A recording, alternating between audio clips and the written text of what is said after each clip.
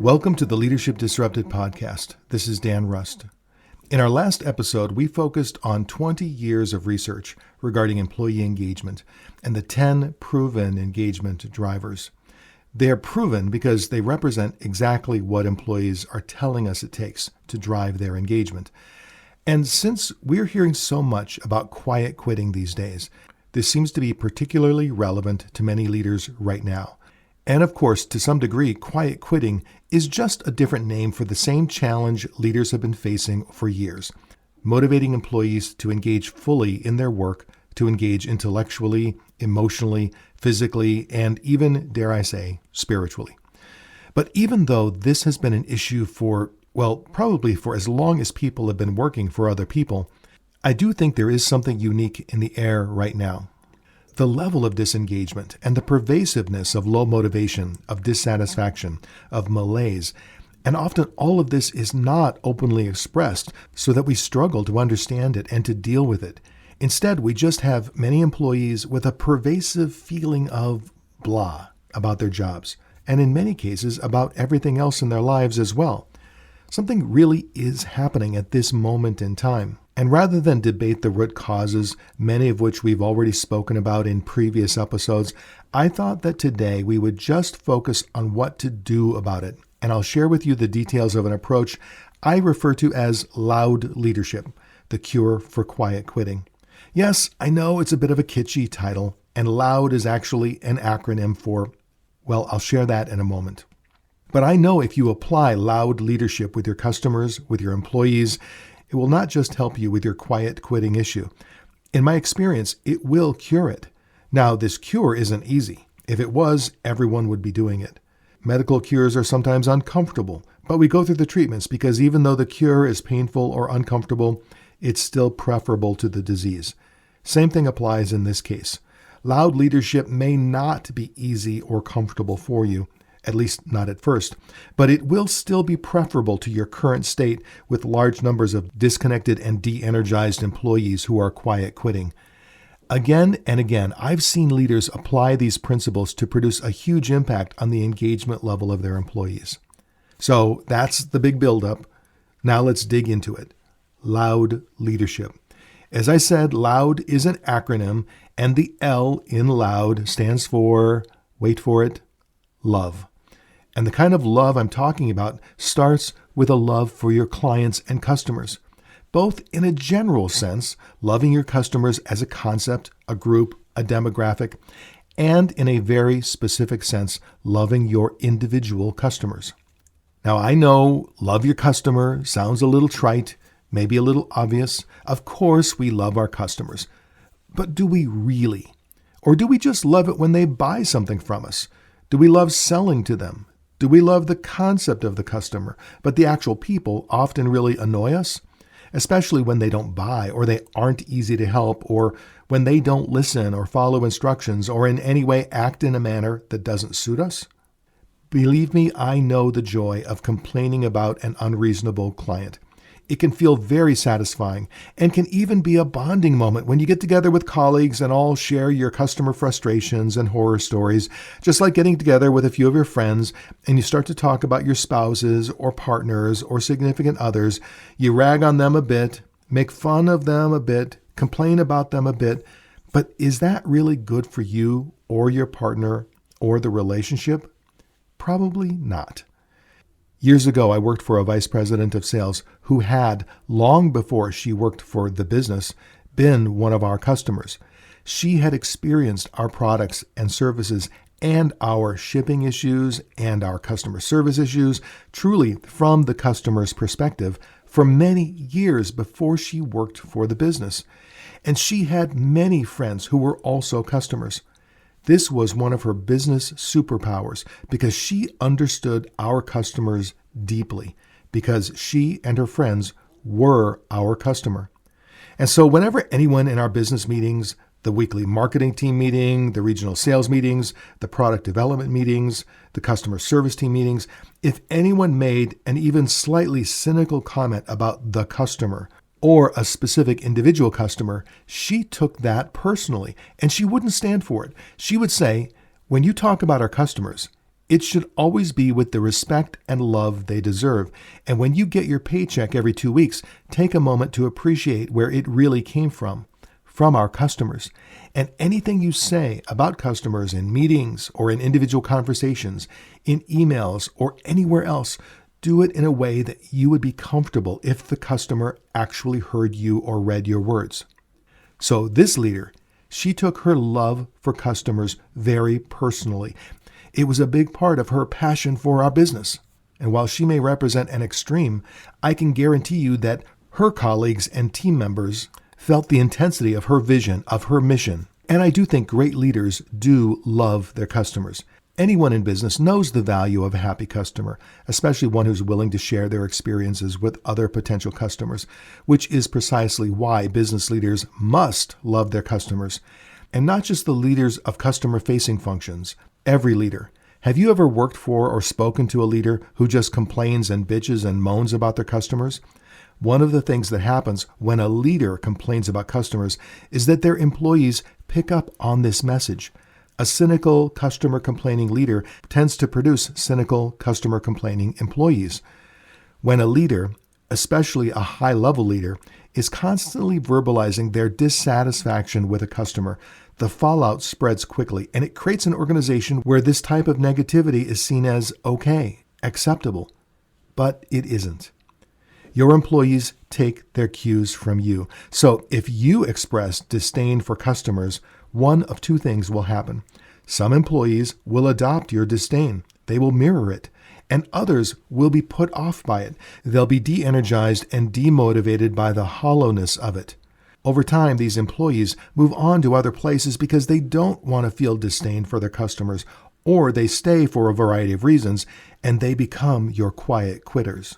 They're not going to work extra or overtime or put in more passion than is required or more mental energy than is required. Who's going to do that if in the end, the reality is that we have this baseline of disdain for our customers? Nobody goes the extra mile in an environment like that. But it's not just disdain for customers that hurts you. You're probably thinking, I don't have disdain for my customers at all. Some of them can be annoying, like when they want something or when they complain about something, but mostly I'm fine with our customers. But does that really sound like love? I'm fine with our customers? And what message does that communicate to your employees? It's not bad, just not great.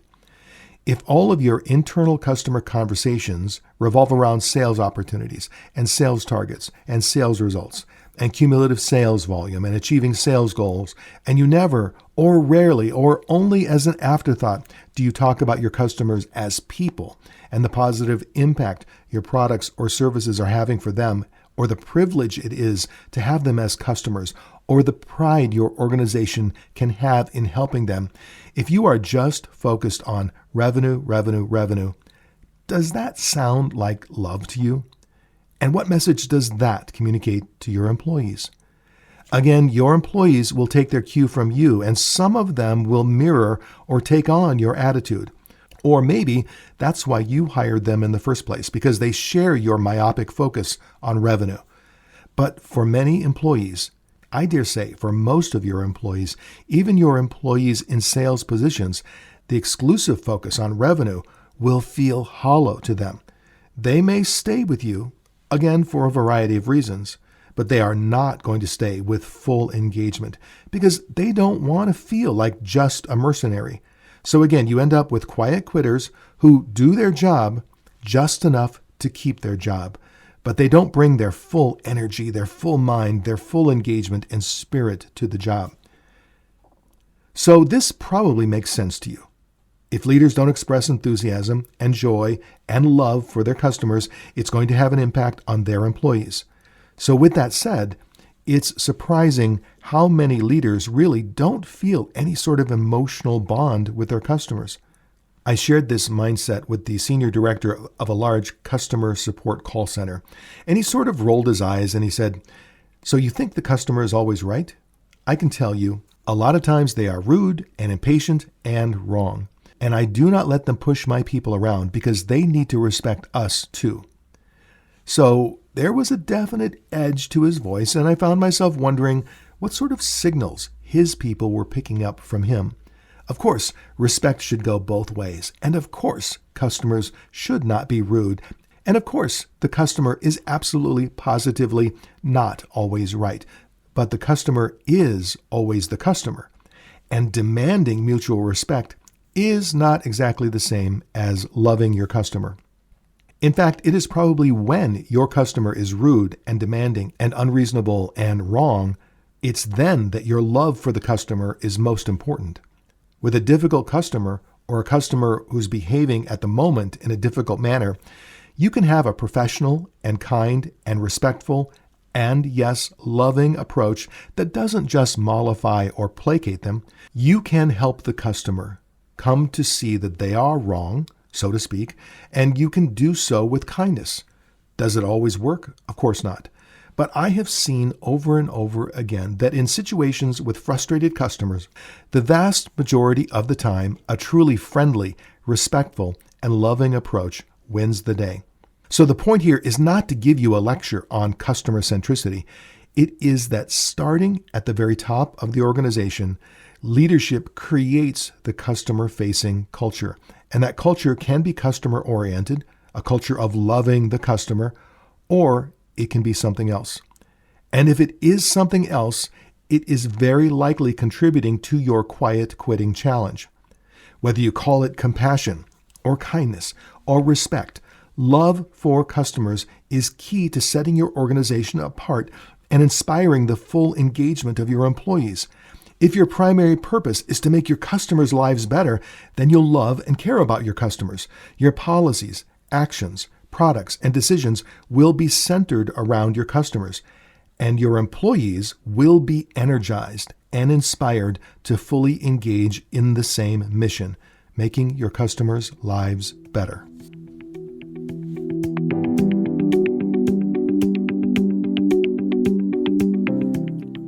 Now, it's not just customers who need our love. Employees need our love as well.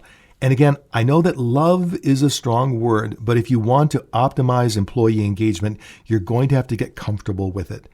Simply put, employees want a leader who makes them feel important, a leader who respects them, who values them, who engages with them. And you can pick a different word if you want to, but I think the best word is love. And it's not that hard. Here are some easy-peasy ways for leaders to demonstrate their love and appreciation for employees. Number one, just get to know them personally. Go beyond the customary hellos, good mornings, and how are yous. Get to know their real selves. It might seem hard when your team is too big, but you can always try. Make an effort to know about their family, their spouses, their aspirations and career plans. Making this effort will help you understand them in a somewhat personal manner. Now, many leaders will tell me that they agree with this as a concept, but in reality, they just don't have the time to know their employees this well. But think about that for a moment. Let that set in. Essentially, they're saying to me, I don't have the time to really get to know my employees, and yet I'm perplexed that they're not as engaged as I would like them to be. If you've ever been in a personal relationship where one party just didn't have the time to be fully attentive to the other person, but they wanted the other person to be fully attentive, does that ever work long term? I don't think so. And so if you decide to make an effort to get to know your employees more personally, don't try to do it all at once. First, that will feel awkward and artificial. And second, you'll get a huge download from them about their personal lives and then feel done. Mission accomplished. But that's not the mission, not to download data about them, but to focus on knowing them and having them feel known over time. The second point is to offer help whenever possible. When you share a good rapport with employees, you can easily sense if they're going through some problems or not. And if that's the case, ask them what's going on and give them enough confidence that they can approach you for help without any second thoughts. If you are always busy, they're not going to feel comfortable asking for help or even accepting help if it's offered. So ask yourself, how approachable am I? If an employee did have an issue, what is the likelihood that they would be comfortable coming to me? And this brings me to my third point. Be flexible. While in any organization, it is important to have rules and policies and procedures and standards, not every rule has to be applied to every employee in the exact same manner. Don't be afraid to make exceptions if they're required by the situation. Be flexible when it comes to timings and working styles. Again, this may feel at first as if it's taking more time, but what is the amount of time you spend trying to overcome the impact of quiet quitting? Taking the time to be a bit more flexible and open to adjusting based upon employee needs may very well boost engagement enough to eventually save you significant time. The fourth easy way of showing your love for employees is to create genuine opportunities for them. As a leader, it's very important to provide enough development opportunities for your employees. Finding opportunities for them is a great way to show that you've got their backs. Send them to various industry events or conferences to boost their confidence and their careers. You can also mentor them if you have the time. But most importantly, let them know that you want them to grow and develop and build their skill stacks over time, and that you will do what you can to help them with that growth. Fifth way to show employees you love them, make time for fun. Sometimes team members work extra hard and even pull all-nighters to either close a deal or finish a deadline. When you see that happening, add an element of fun to keep the stress away. Take them out or give them a day off to rejuvenate and revitalize. Or even just in the day-to-day normal workflow, finding ways to have fun is a great way for a leader to express love. For some leaders, fun comes very naturally, and other leaders really have to work at it. I personally am probably in the really have to work at it camp. You know yourself, and if you have a reputation as a serious, accountability-driven, no-nonsense, get-the-job-done leader, it might not be a surprise that you have an issue with quiet quitting among some employees. Maybe it's time for you to get equally serious about having some fun. The sixth way to show employees you love them is to appreciate them publicly. Do your employees feel recognized at work? Think again, because over 65% of employees report that they do not feel adequately recognized at work. If you really want to show that you care for your employees, start pouring out some words of appreciation for them every now and then.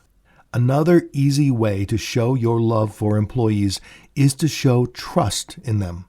Employees look up to their leaders and managers, whether they say it or not. When their leaders show trust in the employees' abilities and judgment and commitment, this is hugely motivating, and the reverse is also true. When it is clear that a leader does not trust them, almost nothing can be as debilitating. So let me ask you, do you think that your employees believe you trust them to get the job done? Or do they perceive you as a heavy-handed micromanager who thinks it will never get done right unless you are actively involved? It's just a question to ponder. The eighth easy way for you to show love for employees, just do little things that matter. It's not always about the bigger things. Sometimes little things can go a long way. Send an appreciation email for a team member. Get him enrolled in an online training course. Give a public shout out or congratulate someone for a personal or a professional milestone. When you pay attention to the little day-to-day comments and other things that you can do, it will change things for the better. Because for many employees, it's not about the actual little thing. It's about the fact that you took the time to think of and do the actual little thing. And finally, on my list of easy ways to show employees your love, number 9, be willing to let them go. No one wants to lose their best employees, but helping them advance in their career, even when it means they leave your team or move to another part of the organization, that's the sign of a great leader. It shows that you have the guts to let them go so they can grow. That's a rare leadership quality. Now, of course, there are lots and lots of other ways to show employees that you love them. If you actually do feel that sense of affection and appreciation for them, then you won't need a list of practices. You'll decide on your own what you should do about it. Just like any other relationship, remember that all the love in the world is pointless unless there's a way to express that love in a manner that the other person wants to receive it. I don't want to go overboard by using the love languages model, but there is some practical usage in this context. Some of your employees want to hear words of appreciation. Some of your employees are more moved by tangible tokens or gifts that show your appreciation. Some employees want your time, and it is your willingness to spend time with them that speaks their preferred language of appreciation. Of course, this means you have to pay attention and really understand each of your employees, which leads us to the second element of loud leadership.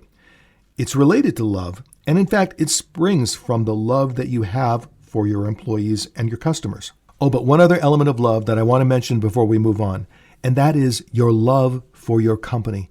As a leader, when you express in a genuine, authentic way your love for your company, for the organization's mission, for the business, when you find ways to express this love, it does have an impact on your employees and their level of engagement.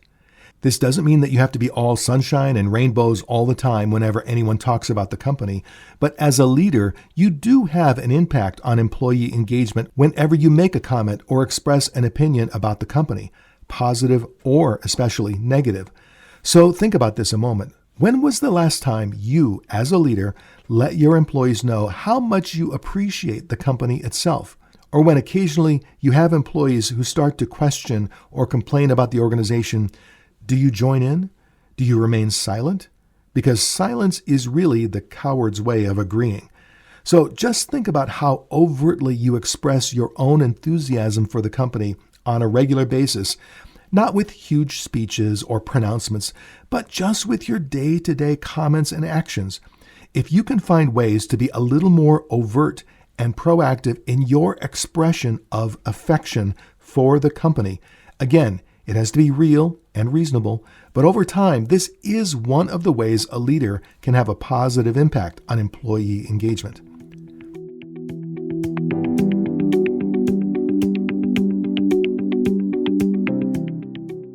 Okay, enough about love. The second element of loud leadership is observe and understand your customers and your employees. This is the O and the U in loud. Observe and understand. As I said earlier, the point here is not to lecture you in the value of a customer-centric approach or employee-centric leadership. My point is to help you see how your customer-centric and employee-centric leadership approach enhances employee engagement or diminishes it when it's lacking. A leader in virtually any area of business, not just leaders in customer-facing functions, any leader who is known for paying attention to customer behaviors, for understanding customer needs and priorities, for observing and understanding customers deeply. Employees who work for those leaders tend to be more motivated and engaged because the mission to improve the lives of customers feels more real when it comes from a leader who clearly studies their customers, a leader who perhaps has friends and family members who are customers, a leader who works to keep his or her finger on the pulse of the customer. These are the leaders who inspire employees to engage more fully. A quality control leader who's following up on a product quality issue and tries to get the attention of his team by highlighting how the quality metrics were missed, that same leader is going to be much more impactful if he communicates the quality issue in terms of its impact on customers, how customers will react, and how this will drive the behavior of customers based on what we've observed, what we know, and what we understand about them. A leader who's reviewing the impact of a marketing campaign with her team will probably cover some key metrics, but the more she can communicate those metrics in terms of actual customer behaviors and actions based upon observation and a deep understanding of the customer, this leader will have a greater positive impact on employee engagement. So being known as a leader who loves your customers, who observes and understands your customers, this is the kind of leader who inspires greater employee engagement. Being a leader who loves your employees, who observes and understands your employees. Again, this is the kind of leader who inspires greater employee engagement. So a little more about observe and understand. When you're really paying attention to your customers, and especially to your employees, you develop over time a baseline expectation or understanding of their typical behavior. So when you notice that an employee is starting to share less in meetings than they have in the past, or perhaps share more, speak up more, express their opinion in different ways, really any significant change in an employee's behavior can be a tell to indicate that something is going on with them. And reading those employee tells, just like playing the actual game of poker, is as much an art as it is a science. Some leaders get so focused on tasks and projects and to-do items and KPIs and OKRs and all the stuff that needs to be done, plus budgets and data and timelines and statistics and metrics. All of that is important. But along with all of that, it is important for a leader to observe their people, pay attention to their customers, and always seek to deeply understand their employees and customers. These types of leaders attend to the people with whom they work, the customers to whom they provide value in products and services. And this type of leader who attends to the people in the business, this type of leader drives high employee engagement. And this isn't just an opinion. 20 years of employee engagement survey results tell us that employees want to be viewed as much more than just functions in the workplace, and they want to know that their customers are viewed as much more than just sources of revenue. If employees perceive that their leaders in an organization are not tuned in to the people, meaning the employees and the customers, if they're not tuned into the people, if they don't care that much about the people, if the leaders are all task and process and metrics, then that mindset does impact employee engagement. So the mindset of observe and understand is about paying attention and wondering, how are they doing the work they're doing? How are they buying and reacting to our products? Why do they work here? What motivates them? What are they thinking? Now, to be clear, the actual questions you might ask yourself may very well be different. It is the mindset that leads to these kinds of questions, the observe and understand mindset. So we've got L, love, OU, observe and understand, and then finally we have D, which stands for direct. Because you are a leader, people do expect you to lead. Of course, they hope you'll lead with love and with the knowledgeable empathy you've gained from observing and understanding, but they do instinctively want you to lead, to make decisions, to set direction. And sometimes leaders who are very naturally people-centric, who prefer to think of themselves as servant leaders, sometimes these individuals are hesitant to be directive, even when that's what's called for in their role. So don't be afraid to give direction, to provide coaching, to make decisions, to give guidance when needed. Again, this is what employees are looking for from a great leader, and this is what drives greater employee engagement. For many employees, when it feels as if a leader doesn't have the courage to lead, or the competence, or maybe the engagement to lead, if a leader is not engaged enough to know when and how to provide direction, then that again is going to drive employee disengagement. So that is the essence of loud leadership. Love, observe and understand, direct. Get those things right, and you will have an impact on the engagement of your employees.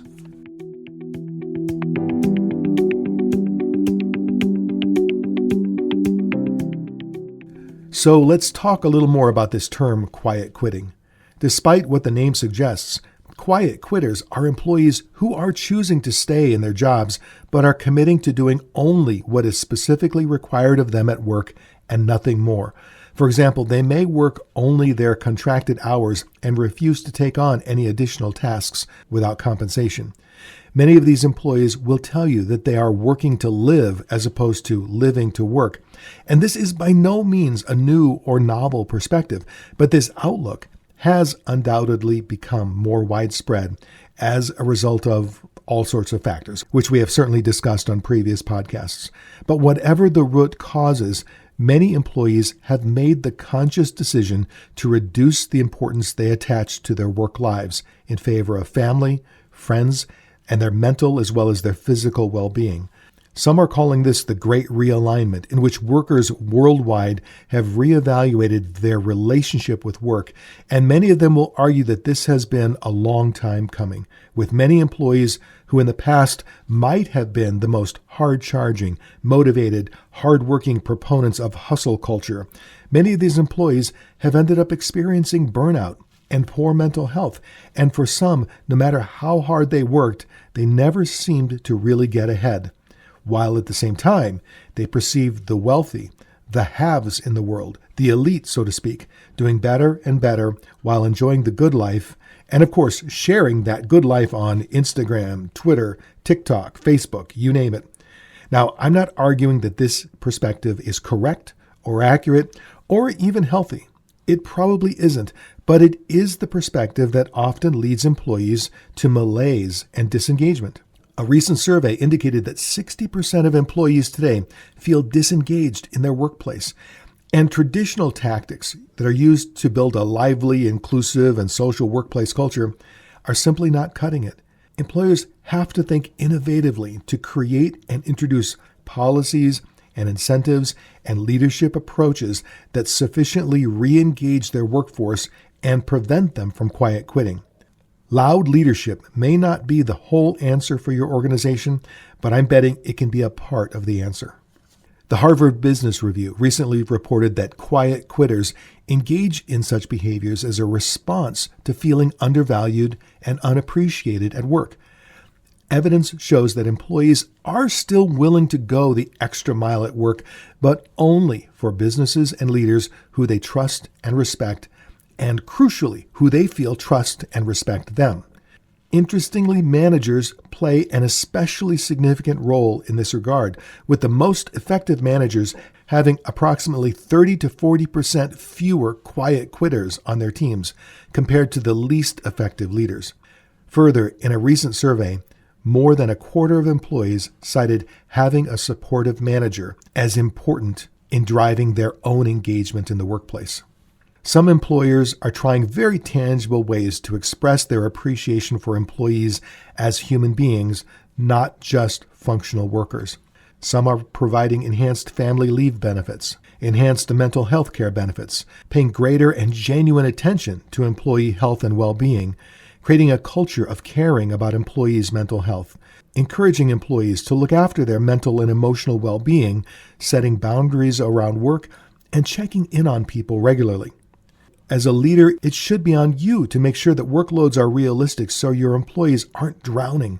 Make sure that you have realistic expectations, that you establish boundaries, that you don't overload anyone to the point of burnout, and check in with them regularly to ensure their workload is appropriate. Talk to your employees about their career paths and their ultimate goals. Show them you care about their future success, not just as an employee, but as a person. And help employees clearly see how their performance contributes to the organization as a whole. Engage with your employees often, both formally and informally. Gather feedback and use it to improve your organization. Ask questions, have conversations, offer encouragement, and express appreciation frequently. All of this is loud leadership.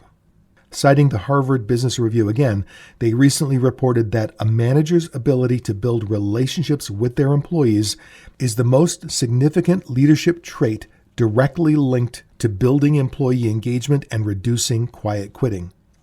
So the goal of applying loud leadership is to develop positive relationships with your employees by way of open and honest communication and positive reinforcement. Now, if you have particular employees who you think are probably quiet quitting, you might want to think about inviting them to openly discuss any issues or underlying factors that are contributing to their disillusionment or underperformance. Again, with love and a spirit of observing and understanding, be open to the possibility that there may be genuine and valid reasons for their disengagement. Employers who develop positive professional relationships with their employees by being vocal about their appreciation of their workforce, valuing the contribution of each employee, and genuinely listening to their concerns in an open, inclusive, and safe environment, they are much more likely to have employees who are engaged and productive and much less likely to quietly quit. Building a culture of communication means creating something that goes beyond top-down push messaging, empowering your employees to contribute and comment, having regular surveys to check in with them. And no, a once-a-year NPS poll probably isn't enough. And making leaders visible and present can all help. However you get there, it needs to be multi-directional and achieved through a wide range of communication channels. From an organizational perspective, employers should invest, really, they should over-invest in helping their teams complete tasks frictionlessly to ensure the culture is healthy and to adequately reward a job well done. But it's also necessary to build a lively community that everyone feels a part of. In return, those employees who do feel silently disengaged, they may reappraise and recognize the efforts made to listen and rebalance work with life. With better channels available for them to speak, one hopes that they too will want to reestablish a meaningful connection and become more fully engaged in their work environment. That certainly doesn't mean going back to working till burnout. It just means reopening the channels that quiet quitting suggests have shut down. Another recent study found that companies can address quiet quitting among employees by ensuring that they are able to spend time with other people who identify positively with the company. Other people who have a genuine enthusiasm for the company, or dare I say, a love for the company. And especially if those other people are recognized leaders within the company, it seems that merely spending time with these people, not necessarily talking about issues or doing anything directly related to creating engagement, not team building exercises, nothing at all, just spending time and being in the positive presence of leaders who have a genuine positive attitude about the company and who have a genuine respect and love for their employees, that time spent was the primary factor determining the positive engagement level of other employees. So my ultimate point here is that if you are wondering what to do about quiet quitting, as a leader, I suggest that you start with yourself. Work on yourself and find ways to express your loud leadership. Okay, that's all for today. Next week, we're going to focus on how you as a leader can develop the resilience needed to navigate change and, probably more importantly, how you can help others in your organization develop that same resilience. Whatever podcast app you're using to listen to this program, obviously, I hope you'll like and share and subscribe to this podcast to be notified when new episodes get posted every Tuesday. And in future shows, I'm going to invite leaders who have practical, real-world advice to share. And of course, I invite your questions and comments, which will guide the direction of future shows. And so with that, thank you for listening to Leadership Disrupted.